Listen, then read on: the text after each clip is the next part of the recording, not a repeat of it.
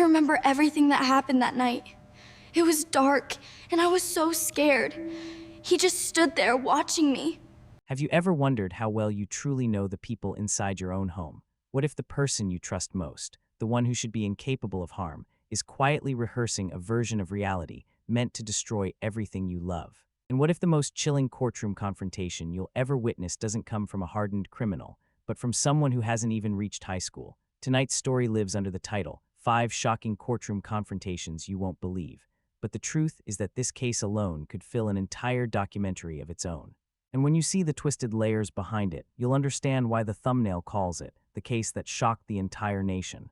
Because it did. It shook prosecutors, judges, investigators, and it will shake you too. Not because of the brutality alone, but because of who planned it and how calmly she walked through the aftermath. This story begins not with panic, not with screams, but with a young girl sitting quietly on a porch under the glow of police lights. A girl whose voice trembled perfectly, almost too perfectly. A girl who behaved less like a survivor and more like someone waiting for applause after a performance. By sunrise, seasoned detectives would admit they had never encountered anything like her.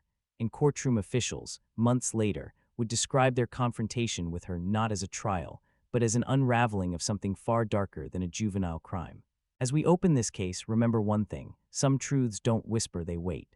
They wait behind practiced tears, behind carefully timed breaths, behind a story built so precisely that even trained investigators needed hours to spot the first crack. And those cracks, they begin right here, on a quiet night in Texas, with a 911 call that sounded exactly the way it was meant to sound.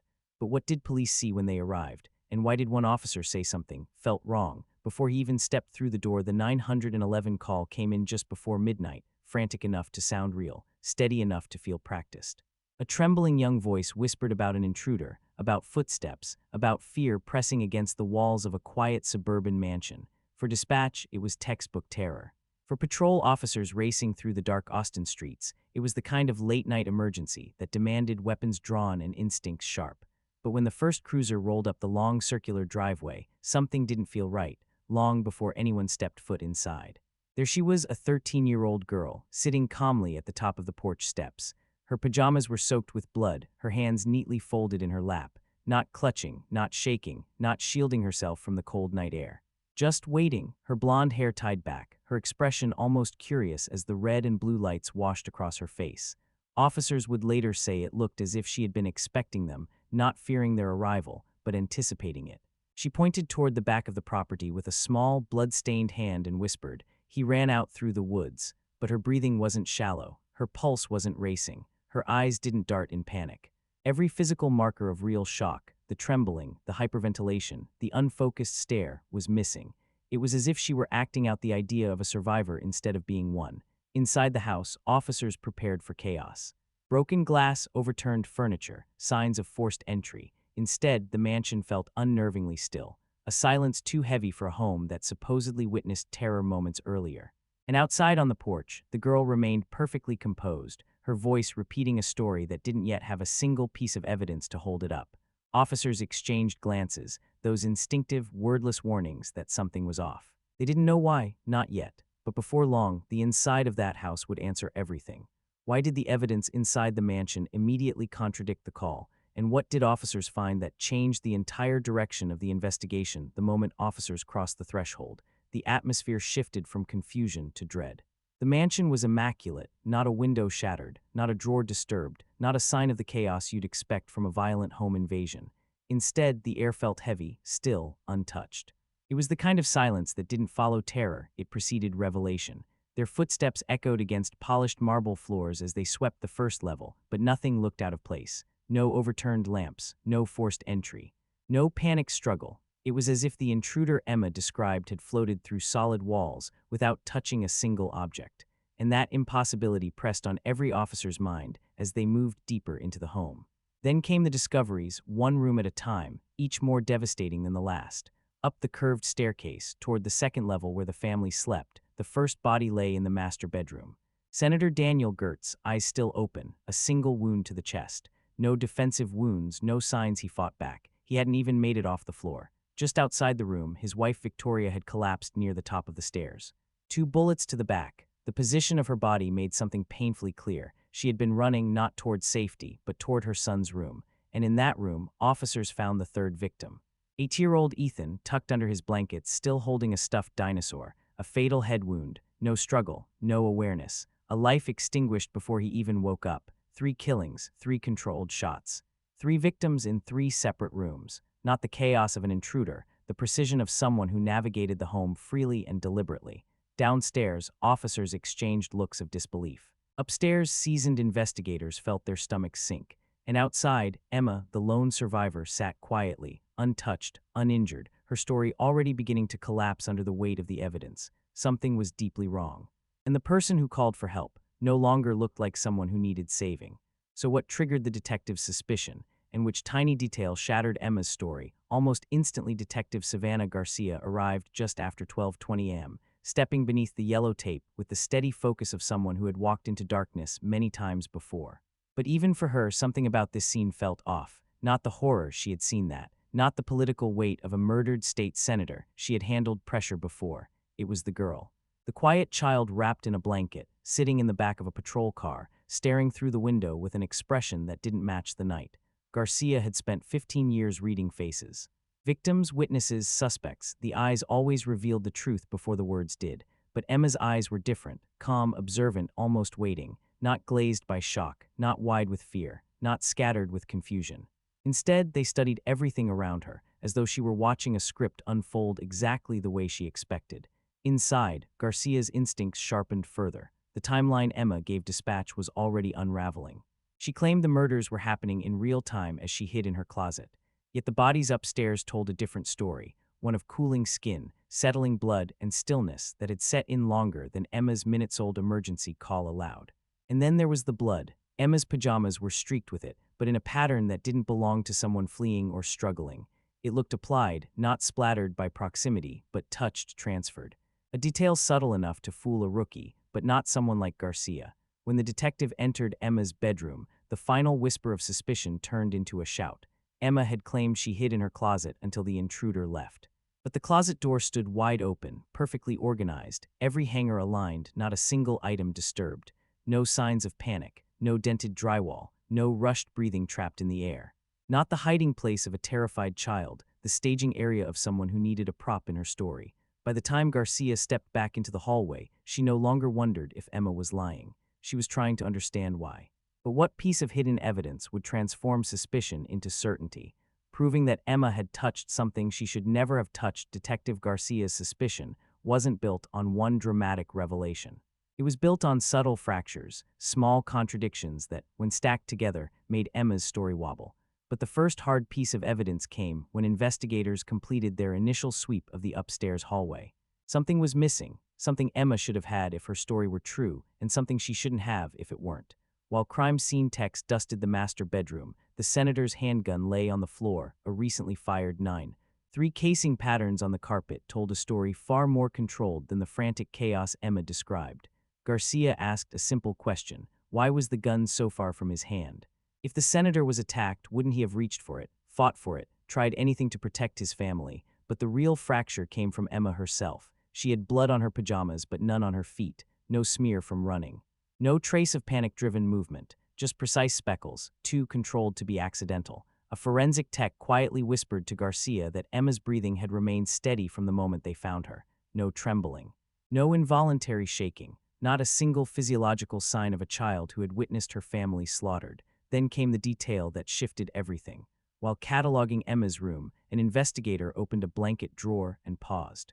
Inside was a faint smear of residue, the kind that clings to hands after handling ammunition. Not enough to convict, not enough to accuse, but enough to raise a question no one wanted to say out loud. Why would a 13-year-old girl have gunshot residue anywhere near her belongings? Garcia didn't react outwardly. Years of experience taught her to stay steady, but inside, something clicked into place. If this tiny smear was real, it meant Emma had touched something no innocent child would ever touch, at least not on a night like this. And if she had touched ammunition, what else had she handled? The answer would appear in the most unexpected place, hidden inside Emma's own closet, beneath clothes arranged too perfectly to be innocent. While officers continued to document the crime scene, Detective Garcia returned to one place that bothered her more than anything else: Emma's closet. It was supposed to be the hiding spot. The sanctuary where a terrified child claimed she had curled up in silence while her family was murdered just steps away. But the moment Garcia stepped inside, she felt the lie clinging to the walls. The space was immaculate, not tidy, not picked up, but staged. Clothes arranged by color, shoes aligned with military precision, not a wrinkle, not a shift, not a single object displaced. For someone who claimed she had been shaking with terror, pressing herself against the door, crying quietly in fear of being found, the closet showed absolutely no sign of human presence during a violent break-in. No disturbed dust. No dragged fabric, no indentation on the carpet. And then something even more troubling, the winter sweaters. Texas doesn't need thick sweaters in March, yet in the back corner, perfectly folded and stacked, was a pile of heavy clothing that looked untouched. But Garcia noticed a faint shift in the top layer, like something had been lifted recently and placed back too carefully. She removed the stack, and there it was, a loaded spare magazine, the exact ammunition used in the murders. 15 rounds, same brand, same caliber, same type. It shouldn't have been in her bedroom. It shouldn't have been anywhere near a child. And when forensic techs dusted it, the truth surfaced with chilling simplicity. Emma's fingerprints, clear. Undeniable, not smudged by panic, not accidental. Deliberate contact, days old, based on the oil degradation. It was the first piece of evidence that didn't just contradict Emma's story, it attacked the very foundation of it. She didn't hide from a killer. She hid ammunition for one. Garcia didn't say a word, but her expression hardened, because this wasn't the behavior of a helpless witness. This was the behavior of someone preparing for something unthinkable. A child planning for murder, but the magazine was only the beginning. The real unraveling came from a source no one expected, a neighbor's doorbell camera that captured the one thing Emma couldn't rehearse: time. Part 7 uncovers the audio that destroyed her alibi. Just when investigators believed the case couldn't twist any darker, a neighbor unknowingly delivered the moment that would shatter Emma's story beyond repair. His house sat roughly 150 feet from the Gertz estate, close enough for a microphone to catch more than footsteps. He approached the officers politely, unaware of the storm he was about to provoke, and mentioned something simple. "My doorbell records audio, sensitive one, picks up everything outside." Detective Garcia felt a jolt of instinct. If the murders happened the way Emma described, with an intruder still inside the home when she called 911, then a device that hears passing cars should have heard something. Running, a door slam, a getaway, anything. The footage was pulled immediately. The timestamp, 11:27 p.m., a single crack ripped through the audio like a firework exploding in a vacuum. Sharp, violent. The unmistakable sound of a 9mm handgun, then another at 11:28, then a third at 11:29. 3 shots, 3 victims, 1 minute apart, and then silence, not seconds, 18 full minutes of it. No footsteps. No frantic fleeing through the dark. No car speeding away. No sounds of chaos inside the home. Just the still night air, broken only by distant street noise. Then finally, at 11:47 p.m., Emma's trembling voice calling 911, claiming the intruder was inside right now, claiming she heard footsteps, claiming she was hiding in fear. But the doorbell told the truth. The murders were over. The killer was not fleeing. The killer was waiting. Garcia listened twice, then 3 times. Each playthrough tightened the noose around Emma's story. The timestamps aligned perfectly with the medical examiner's timeline. The body's cooling, the coagulating blood, all of it matched the gunshots, not the call. This wasn't a home invasion. This was a staged performance. And the stage had been set long before Emma dialed for help. If the timeline was a lie, what else had Emma carefully constructed? The answer lived inside her phone, in videos she never meant anyone to see. Part 8 reveals the rehearsals behind her perfect panic. With the timeline exposed as a fabrication, Detective Garcia turned her focus to the one place no killer, especially a young one, can truly hide: their digital world. Emma's phone, tablet, and laptop were seized the same night. At first glance, nothing looked unusual. No frantic messages, no threats, no searches hinting at violence. But Garcia had seen this before. The most dangerous stories hide beneath the deleted folder. Digital forensics began their deep extraction, combing through fragments of erased files. What surfaced first wasn't a text, a note, or a search, but a video, then another, and suddenly the entire case shifted into something far more calculated than anyone imagined. In the first recovered clip, Emma stood in her bathroom, holding her phone at a shaky angle, her voice cracked, breath trembling. A textbook imitation of terror, except it was from a week before the murders. Then came another clip, recorded days later. Her delivery improved. The crying sounded more natural. The pauses felt more believable. She was adjusting her tone, refining her panic, studying her own performance like an actress preparing for the role of a lifetime. By the 10th clip, she had mastered it, a perfect performance. A frightened child whispering about an intruder, timing her sobs, crafting a narrative that would feel authentic to whoever answered her call. She practiced when to gasp, when to break, when to let silence stretch. The chilling part wasn't that she rehearsed, it was how much she improved. This wasn't impulsive panic. This wasn't trauma talking. This was training. And the final videos were recorded just one day before the murders. The exact tremble, the exact tone, the exact script she later used on 911, down to the same shaky breath. Detective Garcia watched them in silence, realizing she wasn't looking at a frightened child. She was looking at someone preparing an alibi with the precision of an adult criminal, a performance perfected long before her family died. But if Emma practiced the call, what else had she planned? Hidden inside a deleted app was a journal that revealed the deepest, darkest blueprint of her intentions. Part 9 uncovers the written confession she thought she erased forever. If the videos revealed Emma's rehearsed fear, the next discovery exposed something far darker, her rehearsed intent. The digital forensic team recovered fragments from a deleted journaling app, an app Emma believed would wipe her entries forever once removed.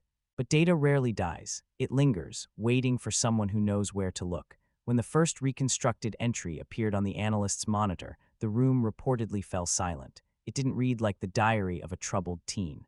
It read like the opening draft of a plan. In the earliest entry, months before the murders, Emma wrote about overhearing her mother discuss sending her to a behavioral modification camp, a place known for harsh discipline.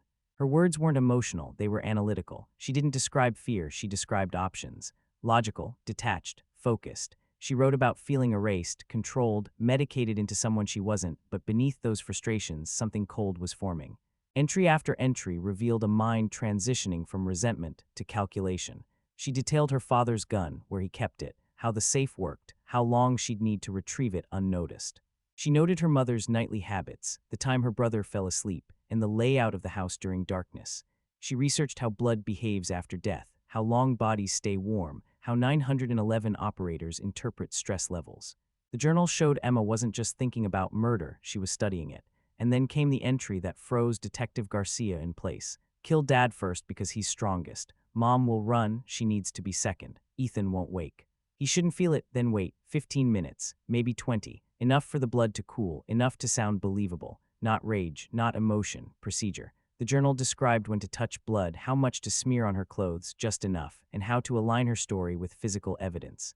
She even wrote notes reminding herself not to overact during the 911 call. It wasn't just a plan. It was a blueprint of a crime committed long before the first shot was ever fired.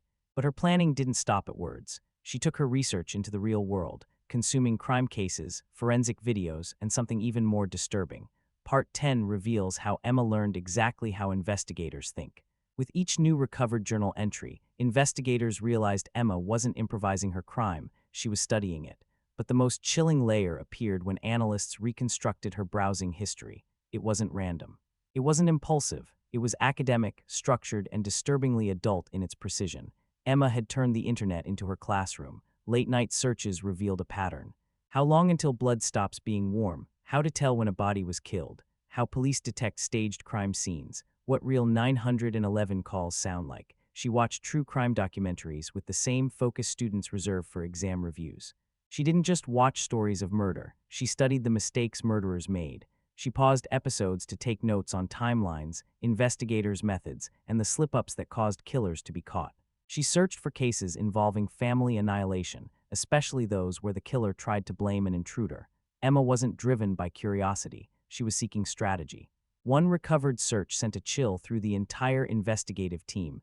Best way to make crying sound real over the phone. Another. What happens to kids who survive home invasions? Another still. Can police tell if someone is acting? It was no longer possible to attribute any part of her behavior to panic or emotional collapse. Everything, from her practiced tremble to her timed pauses, had been crafted with intention. And then came the biggest revelation. Emma had studied investigators themselves. She watched interviews with detectives explaining how they spot liars. She consumed body language expert videos breaking down voice stress, eye movement, breathing patterns. She wrote notes such as, "Don't look down too much. Don't look away too fast. Pause before answering so it sounds real." It was preparation, not desperation. Execution, not confusion. This wasn't a child reacting to chaos. This was a child preparing to create it. And the digital record showed one more thing. Emma wasn't just trying to fool her parents or her classmates. She was preparing to deceive professionals, the very people who would question her after the murders. But the moment that broke the case open didn't come from her searches or her writings. It came from three sharp sounds captured in the night and the silence that followed. Part 11 exposes how time itself became the witness Emma couldn't silence. The digital evidence painted a chilling portrait, but it was the timeline, the one thing Emma couldn't erase, rewrite, or rehearse, that delivered the blow no killer, no matter how calculated, could survive. Time became the witness she never planned for, and the neighbor's doorbell microphone became the courtroom's most honest voice. Investigators layered the gunshot timestamps from the Ring device against Emma's 911 call. The pattern was undeniable. The first shot at 11:27 p.m., a second at 11:28, a final, quieter one at 11:29, likely Ethan's room, farther from the microphone. Then came 18 uninterrupted minutes of stillness before Emma dialed for help at 11:47. But her call carried a different reality, one she carefully performed. She cried about hearing footsteps right now. She insisted someone was in the house while she hid. She played the part of a girl in immediate danger. Only there was no danger left, no footsteps, no intruder. Just a meticulously staged home where every victim had already been dead for nearly 20 minutes. The medical examiner's report reinforced the betrayal. Their analysis confirmed the bodies had entered early rigor, blood had pooled and thickened, and the internal cooling suggested death occurred within the exact window the doorbell audio captured. Emma's timeline wasn't just off, it was scientifically impossible. Meanwhile, her behavior outside, steady breathing, perfect pacing, calm responses, matched the performance she had practiced in her bathroom mirror, not the physiology of a child in crisis. Garcia reviewed the evidence again and again, but each layer told the same story. While the world believed Emma was hiding in fear, she was waiting for time to pass, waiting for her staged story to align with her call, waiting to begin her performance, and suddenly everything clicked into place. The blood pattern, the untouched closet, the rehearsed voice. Emma didn't just plan murder, she planned the illusion of innocence. Time exposed the truth. And now Garcia understood something horrifying. Emma hadn't snapped. She had prepared, but knowing Emma lied wasn't enough. Investigators still needed to understand the why. And the answer to that question lived within journal entries far darker than the first ones recovered. Part 12 uncovers the motive Emma documented long before she pulled the trigger. Once the timeline exposed Emma's deception, investigators turned deeper into her recovered journal entries, not for how she planned the murders, but for why. And what they found inside those digital pages wasn't a sudden break or a burst of rage. It was something far colder, the gradual formation of a motive built over months, shaped word by word, decision by decision, as a child's resentment hardened into something lethal. The earliest surviving entry was dated nearly 3 months before the murders. Its tone wasn't emotional, it wasn't chaotic, it was observant, almost clinical. I heard Mom on the phone, they're sending me away, Utah. A place to fix me, no fear, no panic, just analysis. Emma had overheard her parents discussing a behavioral modification program known for harsh discipline, the kind of place with whispered allegations, strict punishments, and a reputation for breaking down defiant teens. But rather than expressing terror or confusion, Emma simply documented the discovery like a scientist recording data. Entry by entry, she described feeling replaced by golden boy Ethan, controlled by 2 parents obsessed with their political image, medicated into obedience. But beneath those complaints was a shift in tone, from frustration to contemplation. Another entry read, I won't survive that place. I won't let them send me. There has to be another way. Still no mention of violence. But the door was opening. Weeks later, the entries changed again. She began writing about the gun, not emotionally, but mechanically. She noted where the safe was, when her father usually accessed it, and how long he left it open. She described the location of the backup key with an unsettling clarity. He hides it under the desk drawer. He thinks no one knows. This wasn't a child describing fear. This was a child documenting strategy. By February, she no longer wrote about escape. She wrote about solution. Her notes shifted from how to avoid being sent away to how to build a world where that possibility no longer existed. Her motive wasn't madness. It wasn't impulse. It was self-preservation twisted into destruction, the kind only a cold, calculated mind could justify. But Emma's motive alone couldn't explain the precision of her plan. For that, investigators needed to uncover how she learned the techniques she used to commit and conceal murder. Part 13 reveals the disturbing curriculum she designed for herself. As investigators pieced together Emma's journal, one truth became impossible to ignore. Her plan didn't emerge from instinct, it emerged from education. not the kind taught in classrooms, but the kind absorbed in shadows, pieced together from other people's tragedies. Emma wasn't just planning a crime, she was studying how crimes were solved so she could stay one step ahead. Her search history read like the syllabus of a forensic science program, except curated by a 13-year-old with a single objective: learn exactly what investigators look for, and make sure none of it points back to her. She watched crime documentaries late at night, pausing to write notes whenever investigators mentioned timelines, blood patterns, or how suspects slip up under pressure. She consumed episodes of forensic files, cold case files, and interrogation breakdowns with the attention of a student preparing for a final exam. She learned how police detect staged break-ins. She studied how investigators match narratives to physical evidence. She even watched body language analysis videos explaining how liars breathe, blink, or over-explain. Her journal reflected these lessons. Don't cry too much looks fake. Don't answer too fast, think first. Breathe like you're scared but not hyperventilating. Don't look at the floor all the time, guilty people do that. These weren't emotional ramblings. They were training notes. She also studied how killers were caught. When a documentary explained that timelines often expose lies, she wrote, "Wait at least 15 minutes." When another case revealed that too much blood on clothing looks staged, she wrote, "Just a little touch and flick." She noted what investigators expect from real victims and what they consider red flags. Emma wasn't simply learning from these stories, she was reverse engineering them. And the scariest part, her age didn't limit her understanding. It sharpened it. Teens consume information voraciously, and Emma applied everything she learned with unnerving precision.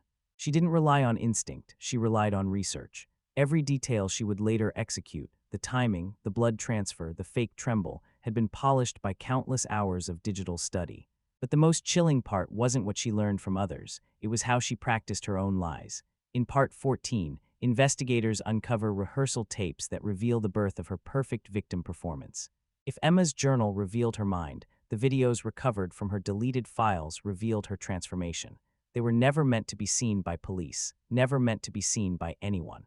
But once unearthed, they exposed the evolution of a child turning herself into a believable survivor, one shaky breath at a time. The first video looked almost innocent. Emma stood in her bathroom, holding her phone too close, her voice cracking unnaturally. The fear sounded exaggerated, her timing awkward, her tears forced. She paused mid-sentence as if trying to remember a line. It was the clumsy rehearsal of someone still learning the script. But the next video, then the next and the next showed something far more chilling. She adjusted her tone, softened her breathing, practiced quivering her voice at just the right moment, refined her pauses so they felt spontaneous instead of staged. In one clip, she stopped mid-performance, shook her head in frustration, whispered, "Too fake," and reset herself. It was deliberate, like an actor practicing scenes for a role she desperately needed to get right. Over time, her improvements weren't just noticeable, they were alarming. She experimented with lighting, angles, even background sounds. She tested how tears looked under certain bulbs. She repositioned herself so her shadow didn't distract. She practiced holding her breath to mimic panic. She rehearsed the exact pitch she would use when saying, "I heard him, he's still here." Emma wasn't preparing to report a tragic event.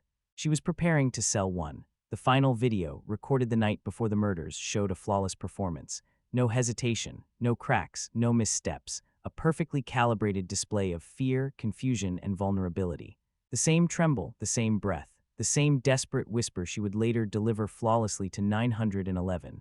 Detective Garcia watched those tapes without blinking. This wasn't shock, it wasn't trauma, it wasn't a panicked child. It was muscle memory, drilled, polished, perfected. The girl outside on the porch that night wasn't reacting. She was performing exactly what she'd rehearsed, but rehearsed emotion wasn't the darkest part. Emma didn't just plan the performance, she planned the crime itself with the same cold precision. Part 15 reveals the final entries that mapped out the murders step by step. By the time investigators reached the final set of Emma's reconstructed journal entries, the early hints of calculation had evolved into something far more disturbing, a complete, methodical blueprint for murder. These weren't impulsive thoughts or scattered emotional outbursts. They were organized, detailed, and terrifyingly practical. Every line showed a child shaping herself into an architect of violence. The entries began shifting from abstract frustration to strategic outlines. Kill dad first, he's biggest threat. Mom will run, get her while she's turned. Ethan won't wake, should be fast. No emotion, no hesitation. Just order and prioritization. Emma wrote about testing the weight of her father's gun when he wasn't home. She described waiting for moments when the biometric safe was left open, memorizing its mechanics, studying how long it took before it autolocked again. She even rehearsed retrieving the backup key, a task she timed to ensure she could do it silently during the night. Her notes about the blood were even more chilling. Don't get too much on clothes, look staged. Touch wound. Flick upward, natural pattern. Place gun where he could have reached. She wasn't emotionally responding to violence, she was engineering its aftermath. One entry laid out the crucial minutes after the murders. Leave bodies where they fall. Don't move anything. Wait 15-20 min, then call. She understood that immediate panic would contradict the physical evidence. She needed time for bodies to cool and for blood to set, so her story, the story of a terrified girl hiding from an intruder, would appear believable to seasoned investigators. In another entry, she even rehearsed her future grief. Don't cry at wrong moment, don't overdo it. Keep voice tired like scared. Emma wasn't preparing to survive a crime, she was preparing to orchestrate one. The final line in her last entry sealed everything. After this, I'll finally be free. A child didn't write those words. A planner did, a strategist, someone who believed freedom required annihilation. But even the most detailed plan can't account for everything, and Emma didn't anticipate that the law her father helped create would come crashing down on her. In Part 16, the Adult Accountability Act enters the story and changes everything. As detectives assembled the mountain of evidence pointing to Emma, a new storm formed on the horizon, one rooted not in blood or timelines, but in legislation. A law written to punish the worst of criminals, not imagined for a child, and certainly never imagined for the daughter of the man who helped write it. Senator Daniel Gertz had been a loud, relentless supporter of a controversial new statute, the Adult Accountability Act. It was designed for cases where juveniles committed acts so calculated, so violent, so deliberately planned that age should no longer shield them from adult punishment. He had championed it on television, debated it in the legislature, and stood proudly beside the governor the day it was signed. But here was the cruelty of irony. The first major test of the law wasn't a teenage gang member, a hardened runaway, or a youth caught in spontaneous violence. It was his own daughter. Emma's case didn't simply qualify for the act, it matched it with frightening precision. Multiple victims, meticulous preparation, months of documented planning, a staged crime scene, a practiced deception. This wasn't a child lashing out. This was premeditation with the composure of someone far older. As prosecutors reviewed the evidence, the room fell into an uncomfortable silence when someone asked the question no one wanted to say out loud.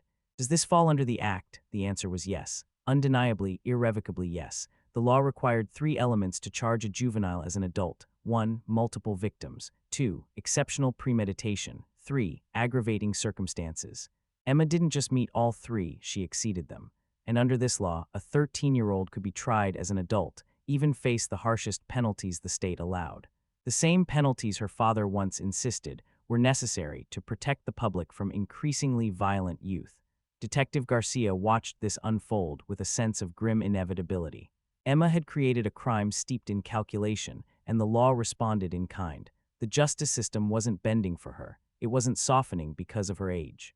It was preparing to treat her exactly as her father had demanded for others. For the first time in this case, something larger than evidence began to move the machinery of the law itself. But applying the act wasn't automatic. A fierce legal battle erupted next, one that questioned whether a child could truly be held to adult standards. Part 17 reveals the courtroom clash that determined Emma's fate before the trial even began. Bringing Emma under the Adult Accountability Act wasn't as simple as filing paperwork. It required a special judicial hearing, a high-stakes showdown where prosecutors would argue she possessed the planning ability of an adult, while the defense fought to prove she was still a child shaped by forces far beyond her control. Before a jury ever heard a single word about blood, bullets, or timelines, this hearing would decide whether Emma would even face adult punishment or be protected by the juvenile system. The courtroom filled with tension long before anyone spoke. Prosecutors entered with stacks of evidence, journal entries, rehearsal videos, search histories, timelines. They weren't just proving Emma killed her family. They were proving she understood how to kill them, how to hide it, and how to deceive authorities afterward.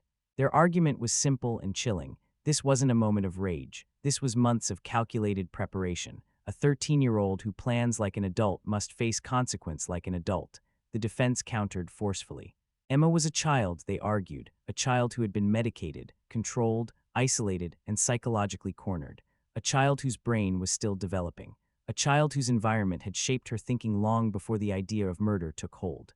They presented research on adolescent brain development, testified about emotional maturity, and painted a picture of a girl who felt trapped, not malicious. Forensic psychologists took the stand. Experts debated her mental age versus her physical one. The courtroom became a battlefield of science and morality, with one central question hanging in the air. Is a child who plans like an adult still a child? The judge listened intently, asking pointed questions, pressing both sides. She knew this ruling wouldn't just affect Emma, it would define how the state interpreted its new law. It would set precedent. It would influence future cases. When the arguments ended, the courtroom held its breath.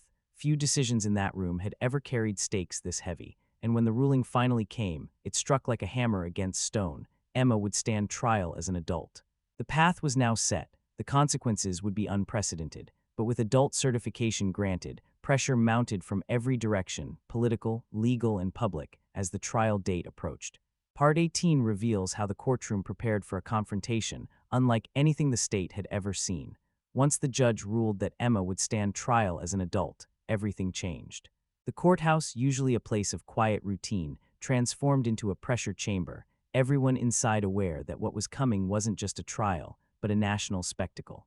Prosecutors, defense attorneys, journalists, politicians, and even rival legal scholars circled the case like it was a historic event in the making. Because it was. Emma wasn't simply the youngest defendant ever tried under the Adult Accountability Act, she was its first major test. And the world was watching. Security tightened. Court schedules were reshuffled. Entire rooms were reserved for evidence review. Journalists applied for credentials months in advance. Legal analysts speculated on talk shows about whether society was about to witness the execution of a juvenile, something that would send shockwaves far beyond the state's borders. Behind closed doors, prosecutors worked with grim focus. They created binders thicker than textbooks, compiling every journal entry, every video frame, every timeline inconsistency. Their goal wasn't just to prove guilt. That part was easy. Their goal was to prove intention, adult-level intention, the kind that could justify the harshest sentence available under the law. The defense, meanwhile, prepared for war. They assembled a team of psychologists, child development specialists, former abuse survivors, and behavioral experts. Their entire strategy hinged on one message. Emma was a broken child, not a cold-blooded executioner. They knew the evidence was overwhelming. They weren't trying to win on facts. They were trying to win on humanity. Public opinion fractured. Some saw Emma as a monster. Others saw her as a victim. Protests formed outside the courthouse, one side demanding justice, the other condemning the idea of a child facing adult punishment. And through all of this chaos, Emma sat in a juvenile facility, sketching quietly in her notebook, reportedly unfazed by the legal storm gathering around her. The courtroom wasn't just preparing for a trial, it was preparing for a collision between morality, science, law, and fear.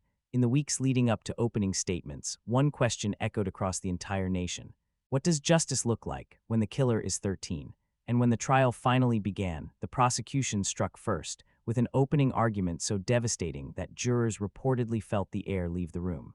Part 19 reveals how the state framed Emma not as a child, but as a calculated predator.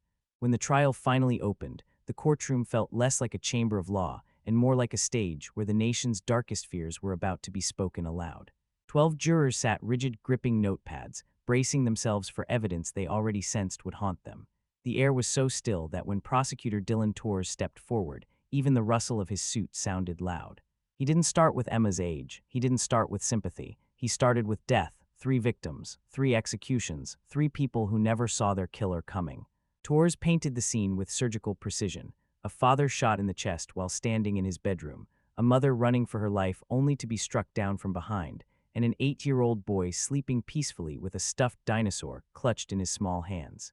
His voice remained calm, steady, almost heartbreakingly gentle, until he delivered the truth that shattered the courtroom's stillness. And the person who planned those deaths, practiced those deaths, and executed those deaths is sitting right there. Every juror looked at Emma. Some with disbelief, some with horror, all with a dawning understanding that this was not going to be a typical murder trial. Torres continued, laying out the prosecution's story like a roadmap through a nightmare. He revealed the journal entries documenting her preparations, the practice videos perfecting her 911 performance, the search history where she studied forensic timelines, blood behavior, and how to mimic panic. He spoke of the neighbor's doorbell capturing the exact moment of each shot and the damning 18 minutes of silence before she finally called for help. This wasn't a child who snapped, he argued. This was someone who planned, refined, Calculated, she understood the rules, he said quietly. She just learned how to break them without leaving fingerprints until she did. For the first time in the trial, Emma shifted slightly in her chair, not enough to show fear. Just enough to show she was listening. The prosecution had drawn its first line in the sand, and it was a line made of cold, undeniable evidence. But opening statements were nothing compared to what came next.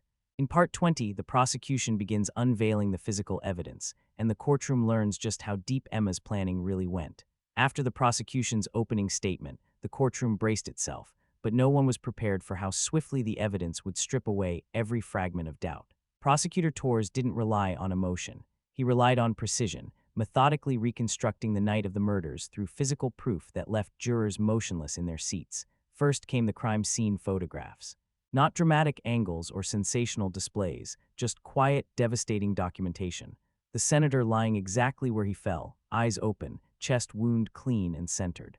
Victoria face down near the stairs, her body angled forward mid-escape. Ethan, the smallest victim, tucked under his dinosaur-themed blanket as though still asleep. Not a single sign of chaos, not a single sign of a struggle. These weren't defensive wounds, they were executions. Then came the forensic details. Torres explained how blood naturally pools, how it thickens, how it cools. He compared those scientific markers to the timestamps captured by the neighbor's doorbell, each shot falling exactly within the window investigators calculated. And then he contrasted that with Emma's claim that the killings occurred moments before her 911 call. The contradiction wasn't subtle, it was impossible. Next, he introduced the spare magazine found buried beneath Emma's winter sweaters. The jury leaned forward as a forensic tech displayed a photo of Emma's fingerprints, clear, unmistakable, perfectly preserved, not smeared from panic. Not blurred by accident, prints left calmly, confidently, days before the attack. The room grew even quieter when gunshot residue results were shown, on Emma's right hand, on her sleeves, on the fabric of her pajamas. The defense shifted uncomfortably. They knew GSR cannot be faked, and it certainly cannot appear on someone who simply checked on her family, as Emma claimed. Torres then tied every thread together, the magazine, the GSR, the rehearsed 911 call, the untouched closet, the 18 silent minutes. Piece by piece, he constructed a truth that needed no dramatization. Emma's story wasn't cracking, it had collapsed. And when the final photo was displayed, Emma sitting calmly on the porch, hands folded, watching officers arrive, the courtroom understood something chilling. She wasn't terrified, she was waiting, but physical evidence was only the beginning. Part 21 reveals the moment the prosecution played Emma's own rehearsal videos, and the courtroom watched a child practice the role of a survivor she never was. If the physical evidence dismantled Emma's story, what came next destroyed the illusion she had carefully built. The prosecution dimmed the courtroom lights, rolled in a monitor, and announced they would now present the defendant's own words before the murders ever happened. A hush fell across the room. Even Emma, who had remained eerily calm throughout the trial, blinked in anticipation. The first video appeared on screen. Emma stood in her bathroom, shaky camera in hand, attempting to mimic terror. Her voice cracked unnaturally, her breathing uneven but not convincingly so. She wiped her eyes as though willing tears to appear. Jurors watched, puzzled, until the second video played, then the third, then the seventh, then the 15th.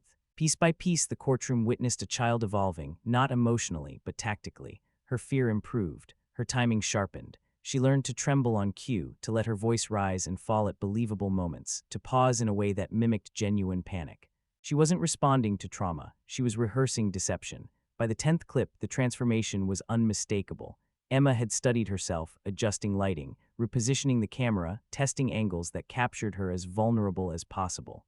She practiced hiding her mouth to mask inconsistencies, practiced shaky breathing in 3-second intervals, practiced every element of what she would later say on the 911 call. But it was the final video, recorded just one day before the murders, that erased any remaining doubt. Emma delivered a flawless performance, the same lines, same tone, same trembling breath she used when speaking to the emergency operator on the night her family died. Her eyes glistened on cue, her voice broke at the exact moment it needed to. It was perfect, too perfect. When the clip ended, the room didn't move. Jurors stared forward, stunned. One woman covered her mouth. Another sat rigid, knuckles white around her notepad. Torres let the silence linger, because silence said more than words ever could. Emma didn't react. She didn't cry. She didn't avert her eyes. She simply watched her own rehearsals like a student reviewing homework. A child hadn't practiced fear. A killer had practiced innocence, but the defense wasn't finished.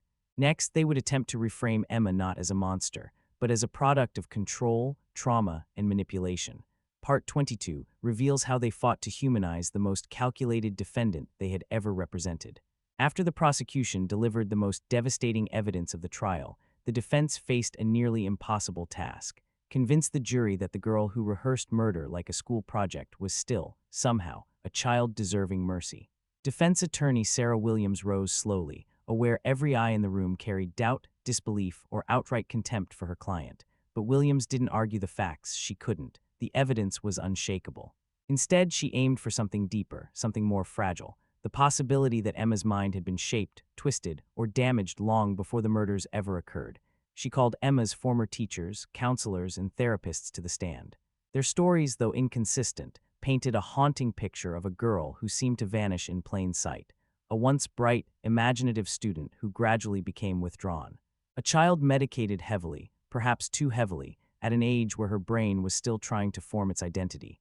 A girl pressured to behave perfectly in a household obsessed with image and political legacy.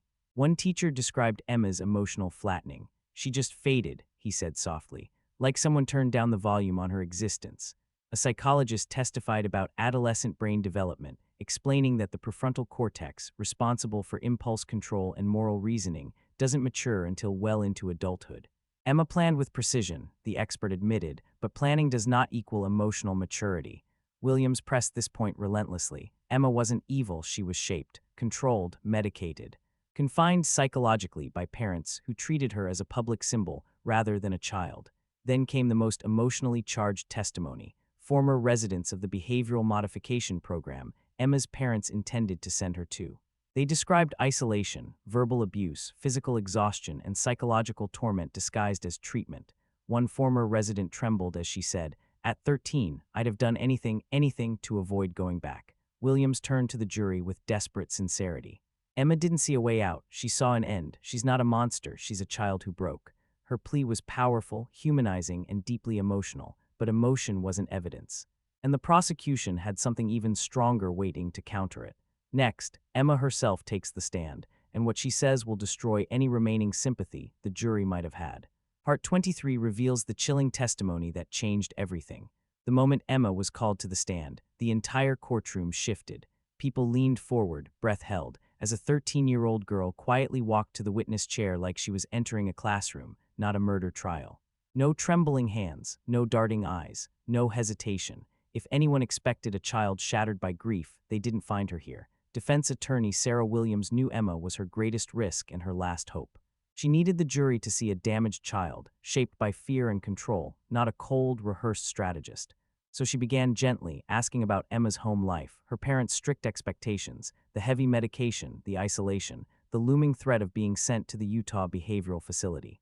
Emma answered clearly, almost academically, describing everything with a distance that unsettled even her own attorney. But then Williams asked the question meant to humanize her. "Emma, can you tell us what happened that night?" Emma's expression didn't shift. Her voice didn't crack. What followed was a calm, clinical walkthrough of the murders, spoken without emotion, as if she were describing a series of chores. She explained retrieving the gun, waiting for her parents to fall asleep, shooting her father first, because he would react fastest, then chasing her mother into the hallway, and finally entering her brother's room while he slept. The courtroom froze, not because of the words, but because of how she said them. No tears, no trembling, no hesitation, just chilling clarity. Then came the answer that shattered the defense's argument entirely. When asked why she killed 8-year-old Ethan, Emma replied, "He would have told the police it was me, and I didn't want him to wake up scared. It was better this way." A gasp rippled through the courtroom. One juror visibly recoiled. Even Williams closed her eyes for a moment, as if absorbing a blow. Emma didn't stop there. She admitted she wished there had been another option, but said she didn't regret what she did, only that it had become this complicated. Whatever sympathy remained evaporated instantly. A child didn't speak that way, but a calculating killer might, and if her direct testimony chilled the room, the cross-examination would freeze it solid. In Part 24, the prosecution dismantles Emma's last defenses, using her own words to destroy her humanity in the eyes of the jury. If Emma's calm confession rattled the courtroom, the cross-examination shattered whatever remained of her defense. Prosecutor Dylan Torres rose from his seat with a quiet intensity, carrying only a slim folder, not because he lacked evidence, but because he didn't need much to dismantle her completely. Emma watched him approach without fear, almost curious, as though the trial were an academic puzzle rather than a fight for her life. Tours began with simple questions. You practiced your 911 call, didn't you? Yes. You timed your crying? Yes. You researched how police catch liars? Yes. Her answers were factual, unembellished, empty of remorse. Then Tours pressed harder. He pulled up her journal excerpts and asked if she wrote them. She admitted to every line, the order of the killings, the blood placement, the waiting period, the staging details. She confirmed she timed the murders. She confirmed she chose the sequence strategically. She confirmed she practiced the performance she would give afterward. But the moment that broke the courtroom came when Tours leaned in slightly and asked, Emma, do you regret killing your parents and your brother? The silence stretched. Every juror leaned in. Emma finally said, in that same emotionless tone, I regret that it had to happen, but I don't regret doing it. The alternative was worse. Tours froze briefly, not because he was surprised, but because her answer confirmed everything he wanted the jury to hear.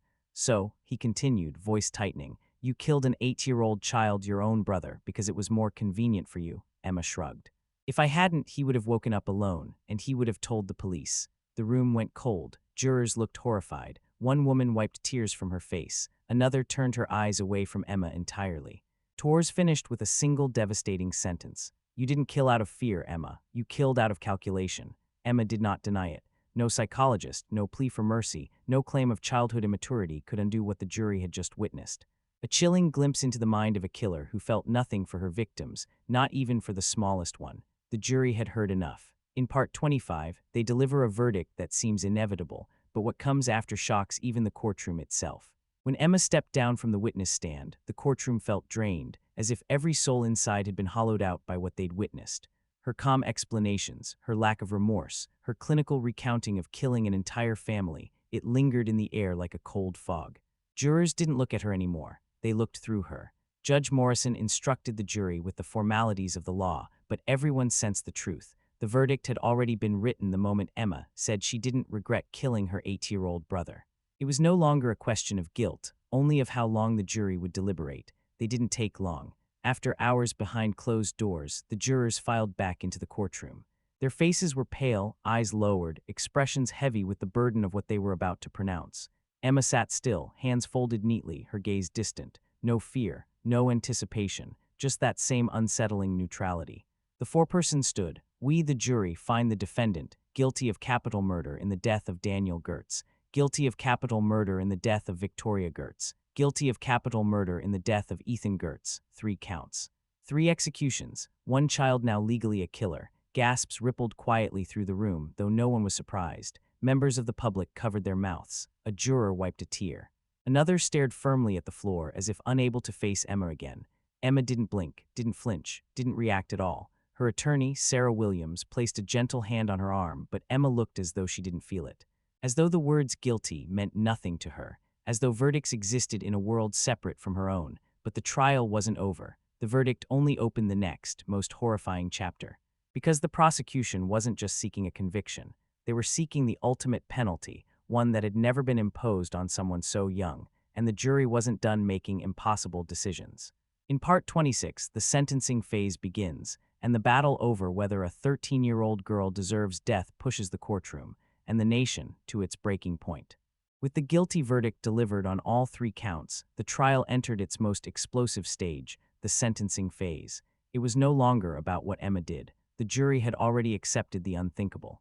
Now the question was whether a 13-year-old should face the harshest punishment the law allowed, or whether mercy still had a place in a crime as calculated as this. The courtroom felt different as sentencing began, heavier, more conflicted.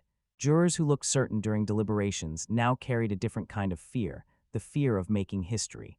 A child had committed an adult's crime, but should she pay an adult's price? And what even was justice in a case where innocence and monstrosity lived inside the same small body? Prosecutor Dylan Tours stood before the jury once again, but this time his tone shifted. He wasn't presenting evidence anymore. He was presenting morality. He spoke action. 3 lives were taken with precision, with planning, with intention. He reminded the jury of Ethan's dinosaur pajamas, Victoria's desperate run, the senator's stunned final moment. He painted a picture of betrayal, a betrayal by someone who should have been incapable of such violence. He didn't shout, he didn't dramatize, he simply asked, Does age erase responsibility? Or does responsibility erase age? Then came the defense. Sarah Williams stepped forward not with arguments, but with a plea. She spoke of brain development, trauma, control, medication. She described years of emotional neglect, a home ruled by image rather than love, and a child shaped into something hollow long before she ever pulled a trigger. Punish her for what she did, Williams said softly.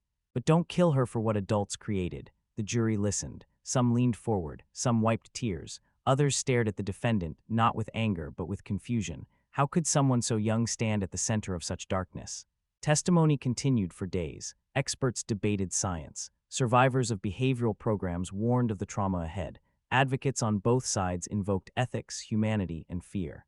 The courtroom became a battlefield of moral philosophy. Yet through it all, Emma remained silent, still, unmoved. A child on trial for a crime that defied childhood. The jury now faced the most gut-wrenching decision of their lives. The jury makes its recommendation, but what the judge does next shocks everyone, turning the entire case into a national crisis. After days of emotional testimony, ethical debates, and expert analysis, the jury was finally sent to deliberate Emma's fate. But this time, the weight was different. They weren't deciding whether she did it, they were deciding whether she should live. It was a responsibility so heavy that several jurors reportedly cried before even entering the deliberation room. Hours passed, then a full day, then two. The courtroom held its breath. When the jury returned, their faces were drawn, exhausted, almost haunted. The foreperson's hands shook as he held the sentencing recommendation, because no matter which direction they chose, history was about to be made. He cleared his throat and read, "We, the jury, recommend life imprisonment with the possibility of parole after 40 years. A wave of emotion rolled through the room. Some people sighed in relief, others looked stunned. One juror quietly wiped a tear, as though even recommending life felt like a burden too heavy to carry. Emma didn't react, not a blink, not a tremor, nothing, but the courtroom wasn't done. Because under the Adult Accountability Act, the jury's recommendation was advisory. The final decision belonged to Judge Patricia Morrison, a judge known for her composure, fairness, and unshakable adherence to the letter of the law. She requested 2 weeks to review the trial record, legal arguments, and expert testimony. The wait was agonizing. Outside the courthouse, crowds formed. Protesters on one side carried signs demanding justice. Protesters on the other demanded mercy. News channels speculated endlessly. Social media exploded with debates about childhood, responsibility, trauma, and evil. Inside her chambers, Judge Morrison faced the impossible. Justice for 3 murdered victims. Mercy for a child who showed none. A law written to punish the worst offenders, including, now, the daughter of the man who wrote it. When she finally returned to the bench, the courtroom went silent. She began reading her decision slowly, methodically, acknowledging the jury's recommendation, the defense's arguments, the prosecution's evidence, and the extraordinary nature of the case. Then her tone changed. She spoke of exceptional premeditation, calculated execution, and a level of cold planning rarely seen in adults, let alone a child. And with one sentence, she stunned the entire nation. The court rejects the jury's recommendation. The room erupted, gasps, shouts, tears. Judge Morrison delivers a sentencing decision so unprecedented, so explosive, that it becomes the most controversial legal ruling of the decade. When Judge Patricia Morrison rejected the jury's recommendation, the courtroom seemed to freeze in place. Even seasoned attorneys stared in disbelief. This wasn't just unusual, it was almost unheard of. Sentencing overrides were rare, but doing it in a case involving a 13-year-old defendant felt like the legal equivalent of an earthquake. But Morrison wasn't finished. She continued reading, her voice calm, steady, completely unshaken by the tension rising around her. She spoke of the Adult Accountability Act and its original intent to ensure that those who committed exceptionally calculated violent crimes would face adult consequences. She referenced Emma's months of planning, the cold precision of her actions, the deception she practiced, and the complete lack of remorse she displayed even in court. Then came the line that broke the room. The defendant, Emma Grace Gertz, is hereby sentenced to death by lethal injection upon reaching the age of 18. The reaction was instant and explosive. Gasps, cries, hands clasped over mouths. A stunned silence that lasted only seconds before dissolving into chaos. Emma remained still, her expression blank, almost detached, as though the words "sentenced to death" were just another detail in a world she had already separated herself from. Her attorney, Sarah Williams, grabbed her arm in shock, whispering frantically. Prosecutor Dylan Torres, despite winning the harshest possible outcome, looked almost grim, as though even he hadn't expected the judge to go this far. Outside the courthouse, news alerts erupted like wildfire. Crowds that had gathered in protest now split into two warring forces, one chanting in outrage, the other cheering the decision as a victory for justice. Within hours, the ruling became a nationwide flashpoint. Should a child, no matter how calculating, be executed? International human rights groups condemned the decision. Political commentators debated it endlessly. Legal scholars warned that the state had entered dangerous constitutional territory. And all the while, Emma sat quietly as deputies prepared to escort her out, the first juvenile in the modern era to be sentenced to death under such a law. A sentence as unprecedented as the crime itself. But Emma's story didn't end in that courtroom. Part 29 reveals what happened to her next, inside the walls of a prison that had never housed someone like her before. When the courtroom emptied and the shouting outside finally faded, Emma was escorted not to a typical juvenile facility, and not to an adult prison either, but to a specially constructed isolation wing. A place designed for inmates who didn't fit anywhere else. A place where the state could hold a 13-year-old who had just been sentenced to die. Her new world was a concrete room with reinforced glass, a narrow bed bolted to the floor, a metal desk, and a slot where meals appeared without human contact. No bunkmates, no group activities, no school, no counseling unless authorized. Emma wasn't placed in solitary confinement as punishment. She was placed there because no prison had a blueprint for a child awaiting execution. The guards observed something unsettling. Emma didn't cry. She didn't ask questions. She didn't panic. She simply sat on her bed and sketched quietly, the same way she had drawn during trial. Her drawings were not violent or disturbing. They were calm, almost mundane. Clothing designs, animals, architectural shapes. It was as though her mind had compartmentalized everything, sealing off the reality of her sentence as neatly as she had once organized her closet. Public reaction reached a boiling point. Protests erupted nationwide. One side demanded the sentence stand, arguing that age should never excuse calculated murder. The other side called the ruling barbaric, insisting the state had crossed a moral line by condemning a child to die. New Franklin's Supreme Court announced an automatic review. Legal briefs poured in from every direction. Television panels debated her psychology, her upbringing, her emotional flatness. International human rights organizations condemned the ruling as a violation of global norms. Yet supporters of the sentence argued with equal passion that Emma represented a new kind of threat, one that couldn't be measured by age alone. Still, Emma seemed unfazed. She followed routines. She drew, she ate, she slept. But she never asked about appeals, never asked about the future, never mentioned remorse. It was as if she had accepted her fate or had never fully understood it. But the world wasn't done with Emma, and the legal battle was only beginning. In Part 30, the final chapter, we explore how her case reshaped the justice system and the haunting legacy she leaves behind. Emma's story didn't end in that isolated prison cell. In many ways, it began there, rippling outward into legal chambers, university classrooms, political hearings, and public debates around the world. Her case wasn't just a headline. It became a fault line in the justice system, splitting opinions so violently that even years later, scholars would call it the moment America was forced to look at childhood and evil in the same sentence. The appeals began immediately, as required for any death sentence. Lawyers filed motions arguing constitutional violations, citing Supreme Court precedent, adolescent brain development, international human rights standards. No matter how monstrous her crimes were, they argued, the state could not execute someone for actions committed at 13. Other attorneys fought just as fiercely on the opposite side, insisting that age cannot be a shield when the mind plans like an adult and kills like one. The Adult Accountability Act, once a political slogan, was now the center of national scrutiny. Lawmakers faced pressure to amend or abolish it. Advocacy groups protested outside courthouses, state capitals, and even the prison where Emma was held. The governor received thousands of letters, some pleading for clemency, others demanding no mercy.